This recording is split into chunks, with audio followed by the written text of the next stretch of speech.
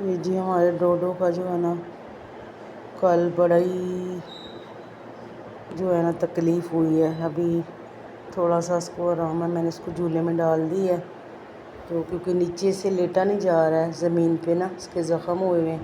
इसको मैंने झूले में लेटा दिया, फिर मैं डॉक्टर के पास लेके जा रही हूँ।